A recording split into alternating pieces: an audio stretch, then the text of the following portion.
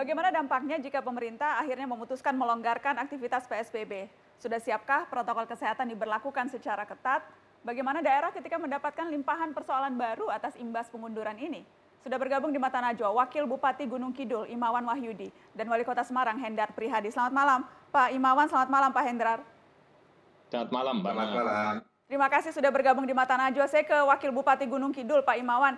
Pak Imawan, saya mendengar Anda keberatan dengan rencana pengendoran PSBB. Tapi setahu saya kan di Gunung Kidul tidak ada PSBB ya Pak. Jadi kenapa keberatan Anda didasarkan atas apa Pak? Ya, dengan kondisi yang real sekarang, kami membangunnya kan lama Mbak. Jadi tentu ada edukasi dulu, barang 2-3 minggu, untuk membuat semacam karakter sosial baru yang tadinya normal gitu, kemudian masuk situasi darurat, kan harus ada edukasi.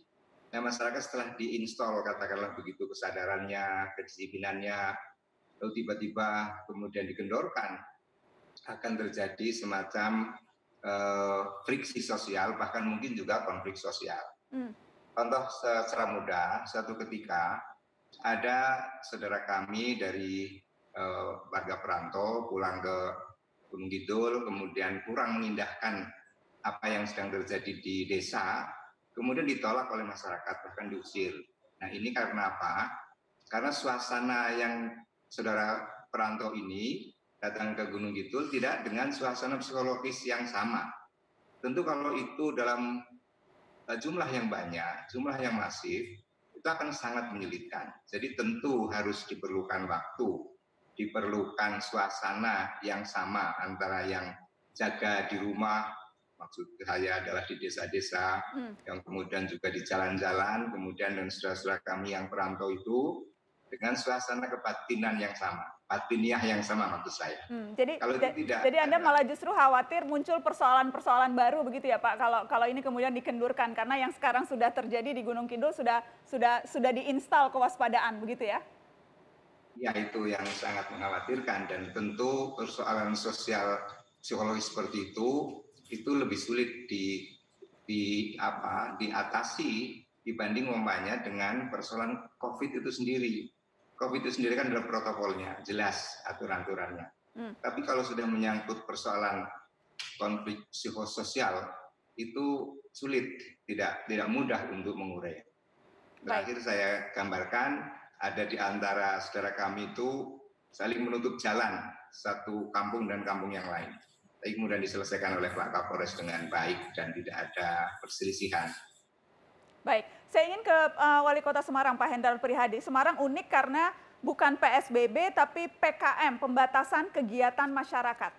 Apakah karena beberapa kali mengajukan PSBB tapi kemudian tidak diterima, atau memang sejak awal merasa PSBB tak cocok jadi menciptakan status sendiri, Pak Hendrar? Kami belum pernah mengajukan PSBB sampai dengan hari ini. Dan memang merasa tidak perlu, Pak? Bukan begitu. Tapi PKM adalah sebuah jalan tengah pada saat kita berdiskusi dengan stakeholder yang ada di Kota Semarang. Satu, menyampaikan keinginan untuk PSBB, satu menolak. Pertimbangannya bahwa COVID-19 ini persoalannya dampaknya ada dua, sisi medis dan sisi ekonomi. Nah, PKM itu hampir sama membatasi kegiatan masyarakat, hanya aktivitas usaha ini tetap kita perbolehkan dengan pembatasan SOP protokol kesehatan dan jam. Misalnya pasar dari mulai pagi sampai jam 10. Teman-teman yang ada di restoran, PKL dan lainnya boleh buka sesuai SOP kesehatan, tapi maksimal jam 8 mereka harus selesai melayani pengunjung. Kalau sampai lebih dari jam 8, diperbolehkan melayani pengunjung dengan catatan untuk take away atau dipesan antar. Nah, artinya ada sebuah keseimbangan antara dua kelompok besar masyarakat yang kemudian kami menerbitkan PKM. Dasar dari kegiatan yang sesungguhnya adalah patroli yang dilakukan oleh tim dari satuan wilayah yaitu TNI Polri dengan pemerintah Kota Semarang, termasuk kita menempatkan 8 pos pantau di perbatasan Kota Semarang dan 4 pos pantau di tengah kota, yang sifatnya adalah kemudian menegur warga yang tidak memakai masker, kemudian juga mengingatkan warga yang dari arah Jakarta, arah Surabaya supaya mereka balik arah, karena mereka pasti ada sebuah peraturan Menteri Perhubungan 25 tahun 2020 yang melarang mudik. Nah, ini dijalankan terus dan dengan dasar PKM ini, alhamdulillah ini grafiknya sudah semakin melandai. Jadi dari pelaksanaan yang sudah 16 hari ini, kita melihat data-data statistik yang semakin hari semakin baik untuk perkembangan COVID-19 di Kota Semarang.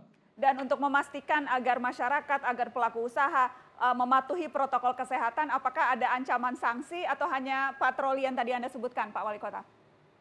Patroli itu juga mengingatkan satu kali, misalnya sudah disosialisasi, mereka masih membandel, besok lagi mereka sudah akan melakukan eksekusi. Apa itu eksekusinya? Tergantung. Pertama, misalnya seperti pedagang pasar, ini sudah berjalan seminggu ini, mereka yang melayani pembeli tidak pakai masker langsung tempatnya ditutup. Tapi besok lagi mereka boleh buka asalkan kemudian dengan SOP kesehatan.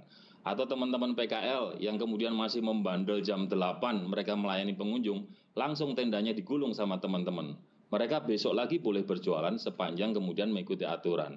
Atau tempat-tempat restoran yang kemudian mereka sudah diberi peringatan lisan tertulis, kita juga akan bisa memberikan sanksi berupa peninjauan izin mereka. Tapi sampai hari ini hal-hal yang sifatnya terkait dengan sanksi ini kita nomor 2-kan. Oke, jadi di kala situasi di daerah lain, di pusat ramai dilema soal relaksasi atau tidak, Semarang sudah punya jurusnya sendiri, begitu ya Pak Wali Kota? Iya, kurang lebih kita belajar dari pengalaman daerah-daerah yang sudah menetapkan PSBB, bahwa dengan kondisi yang ada di daerah lain, saya rasa Semarang ini mengambil sebuah jalan tengah.